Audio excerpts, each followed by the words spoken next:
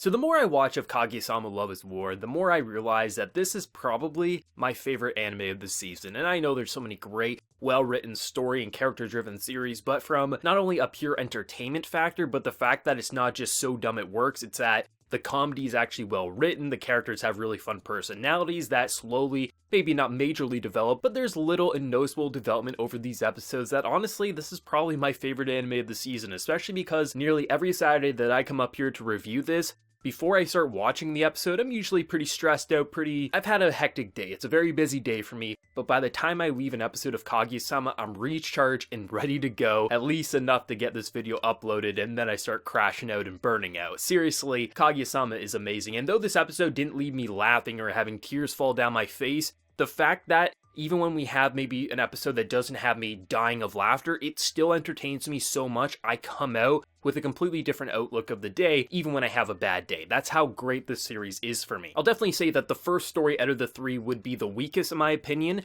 but even though it was the weakest, I still really had a fun time with it, especially because I love the idea of you have this reoccurring character, or characters I should say, that basically Miyuki hooked up together, and he's kind of viewed as kind of the love guru. He knows everything about love, and you have a situation that should be so easy to navigate. This guy, he wants to hold his girlfriend's hand. He's been going out for a month or a couple of months now. How do I hold my girlfriend's hand? And anyone with common sense or has seen any sort of romance movie should be able to successfully navigate that by saying things like, oh, you know, just have confidence, ask her, do something, make the move. There's nothing overly intimate there that it should be something that bothers you. And then you have Miyuki, who is so determined and work hungry that he comes up with ridiculous plans of like, okay, first what you have to do is you have to rent a boat, and then you kind of slide your hand next to her. It's like this romantic setup. Okay, but that costs a lot of money, so you gotta get a job. But I also don't have a boat license. Oh, I have one. It's super easy to do. It only costs this. And it's like, oh, but my hands sweat. Well, you need to get surgery. This man, because he's lived a poor lifestyle, he's not like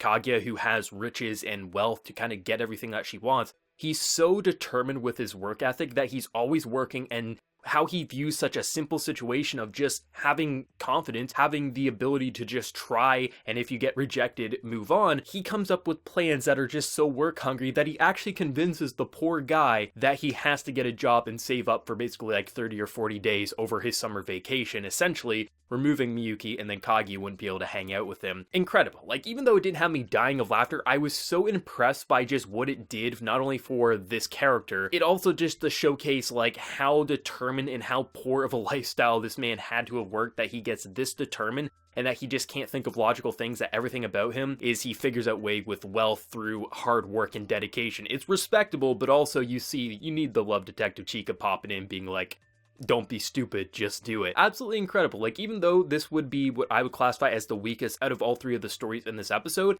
it was so brilliantly written that it was just entertaining watching a familiar setup of, you know, Miyuki giving this guy dating advice while Kaguya listens in, and it wasn't overly extreme or overly in your face, but it was so amusing just to see such a simple and very real thing that some people think of, like, oh, I want to hold her hand, but I have sweaty hands, will she judge me for that? And the answer is 99% of the time, no, she'll just think either that's cute, or maybe she has sweaty hands, or she just won't care. I love how you have such simple scenes like this, but you'll have someone, either be it Miyuki or Kaguya, who overcomplicates it and just creates what we just see.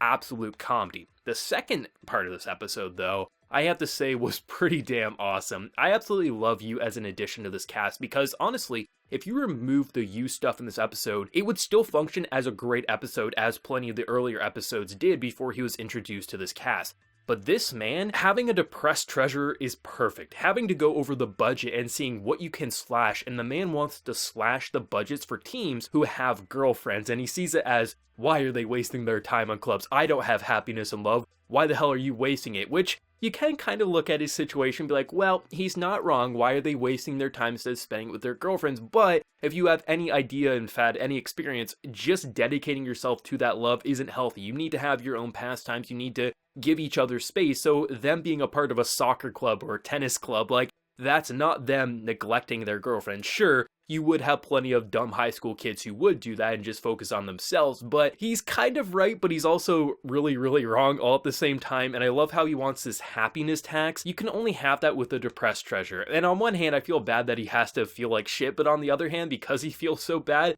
it makes for the best scenes imaginable. And the fact that he'll just say these things very bluntly, last week we had the whole hair situation where he was saying how good her hair smelled, and essentially it came off very creepy, even though he didn't have bad intentions. This week, he had a bit of a perversion side to him. I love how he's talking about archery, and I don't think he's wrong. I think that's actually true, how some females, they do have to kind of press in their breasts for archery to kind of so the bowstring won't screw them over, and how he's talking about how Kaguya wouldn't have to worry about that, but Chika, on the other hand, because she has, you know, very large breasts, and just the creeping up and beat down to this man. I love how he'll say these things that he shouldn't say, or that possibly you might be thinking, and you just see the beat down. And the fact that I think his signature line is how he's gonna have to go home because of X reason. This week it's because he has to write his will because Kaguya 100% wants to murder him. I still believe that if Yu gives Kaguya enough of a reason, I truly think Kaguya would absolutely put him down. She has the money, she can hire a hitman for damn sake, and you know she won't be going to jail. I love that because he brings such a new and refreshing dynamic, and seeing Miyuki at the end just be so blessed that he's basically feeling like he's popular because Chika as well as Kaguya are fighting over him to basically join the club even though he doesn't have the time. It's just so wholesome. Also a little, you know, a little too sexual for some of these characters. It just creates such an entertaining dynamic that honestly had me laughing quite a bit. The final stretch though, with how immature it was, with the whole idea that Kaguya, now that she's starting to finally understand things that are sexual, she's in the very young mindset of things like wiener or things like that are very funny to her, even though she should have grown past that many moons ago. I love the idea that you have Chika, who is, honestly, if you were to break down her character, you could probably break it down as 30% of her is probably lovable sweetheart, 30% of her is an absolute troll, 30%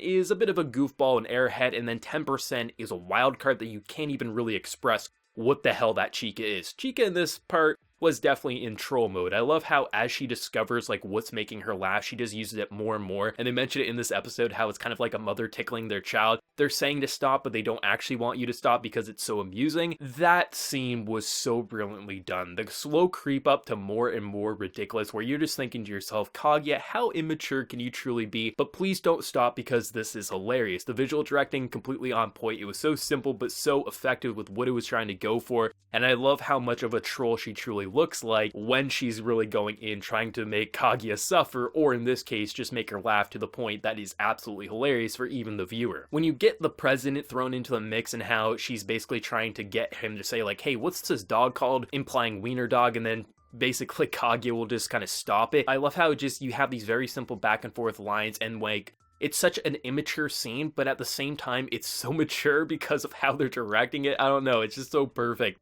And then when you see just you in the background just hearing these things, he's thinking some very triple X things are going on inside, and when the episode ends, he basically asks Chika if she has one. Like, this man says things he absolutely shouldn't, he thinks things that he shouldn't, but he is an absolute treasure and definitely his best boy right now of this series. This entire cast, though, all four of them are so perfect in their own way, but when you mix them together, you get the best scenes imaginable, and now I can't even imagine this series without Yu in it. And it's crazy to think that it was so perfect without him, but now that he's introduced to the cast, it becomes so much better. I love all the visuals, I love all the shifts in style. The voice acting keeps impressing me so much. I'm not sure if there is a dub for this yet, if there is a simul dub or anything, or if it will get one in the future, but it's hard to imagine what this would sound like in an English dub. And I know on one hand, it's good if it does get one because it will help more people get into this anime, which more people getting into Kaguya-sama is not a bad thing. But usually for anime comedies, I usually prefer the dubs just because they'll translate Japanese jokes that I personally don't get into my native language, so then I'll understand the humor much better. But for Kaguya-sama, all of the Japanese humor, it's very easy to pick up on what they're talking about if you've watched enough anime, like the whole yen currency and things like that. Like, there's nothing really overly complicated, so I find that the humor in the show, I completely understand, and I don't really feel the need for a dub. I wouldn't, if I was going to rewatch this and I had the option of Japanese or English,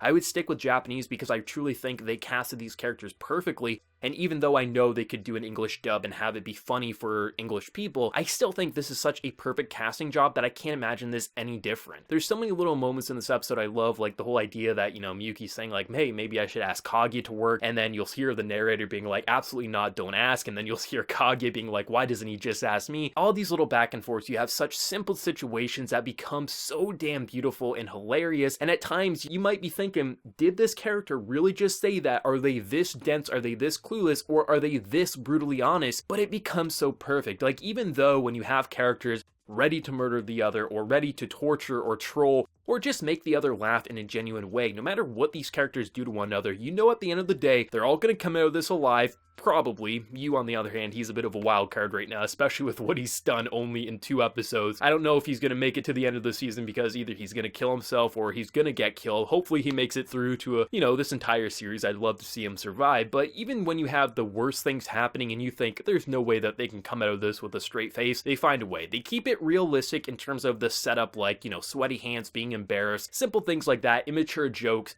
It's very simple. You don't want to embarrass yourself in front of your crush. But they take those realistic things, they anime-ify it is how I'll say it, where they make it so ridiculous where you're just like, this is what would happen in your head, but it would never actually happen in reality. You're worried that if you do this thing or say this thing, what the anime has executed in it, you think is what would happen if you were to say this to your crush, but in reality, they might just turn you down or walk away. It's not going to be overly bombastic and in your face. So I love how they take these realistic scenes, they anime-ify it, they essentially take what you fear when you're in high school or things like that, and they just showcase how silly and ridiculous it is, and usually they'll end off on the realistic outcome of just someone like Chika being like, just hold her hand, are you stupid? I love it. It's so great. Even though I've classified this as maybe one of the weaker episodes of the season, that's not me criticizing it, honestly. It's just me saying, like, I've laughed at other episodes harder, but because we have such a perfect cast dynamic right now, I leave this episode with just as much of a smile on my face as I did last week, the week before, and the week before that. Simply an amazing episode. I love it. I love how simple and beautiful this show can be, and even when it doesn't have me dying, rolling on the floor laughing,